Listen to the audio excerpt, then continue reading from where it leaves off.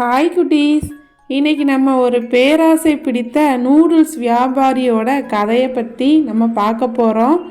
இது வரைக்கும் நீங்கள் நம்ம சேனலை சப்ஸ்கிரைப் பண்ணலைன்னா சப்ஸ்கிரைப் பண்ணிவிட்டு வீடியோ பாருங்கள். அப்போ தான் நான் போடுற கதைகள் உங்களுக்கு உடனடியாக வரும்.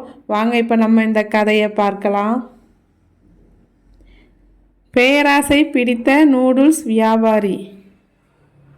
ஒரு சிறிய கிராமத்தில் மாதவன் என்ற நூடுல்ஸ் வியாபாரி இருந்தார். அவர் மிகவும் சுவையான நூடுல்ஸை சமைப்பார். அவருடைய கடையின் வாசனை அந்த தெரு முழுவதும் பரவி பல வாடிக்கையாளர்களை ஈர்த்தது. இதனால் மாதவனின் கடையில் எப்போதும் கூட்டம் நிரம்பி வழிந்தது. மாதவனுக்கு நிறைய பணம் வந்தாலும் அவருக்கு திருப்தி ஏற்படவில்லை.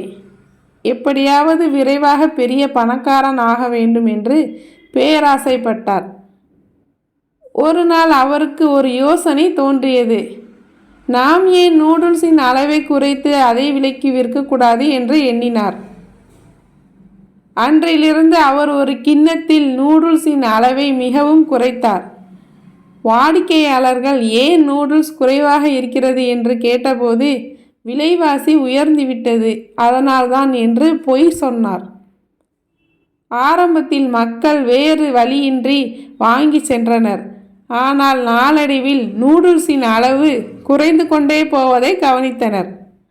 அது மட்டுமில்லாமல் மாதவன் தன்னுடைய சுவை ரகசியத்தை மற்றவரிடம் சொல்லிவிடக்கூடாது என்று பயந்து புதிய சமையல்காரரை வேலைக்கு அமர்த்தவில்லை. இதனால் சமையலின் தரம் குறைய ஆரம்பித்தது. நாளாக ஒரு காலத்தில் கூட்டம் நிரம்பி வழிந்த அந்த கடைக்கு வருபவர்கள் எண்ணிக்கை மெதுவாக குறைந்தது. சில மாதங்களில் அங்கே ஒரு காக்கா கூட வரவில்லை. மக்களுக்கு மாதவனின் பேராசையும் அவர் அளித்த பொய் சாக்குகளும் தெரிந்துவிட்டது.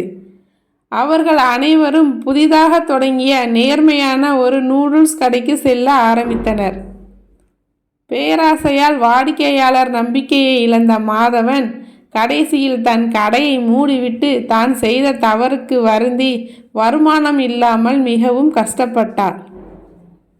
கதையின் பாடம்: பேராசையால் நேர்மையையும் நம்பிக்கையையும் இழந்தால் கடைசியில் எல்லாவற்றையும் இழக்க நேரிடும். வாடிக்கையாளர் நம்பிக்கையே சிறந்த மூலதனம்.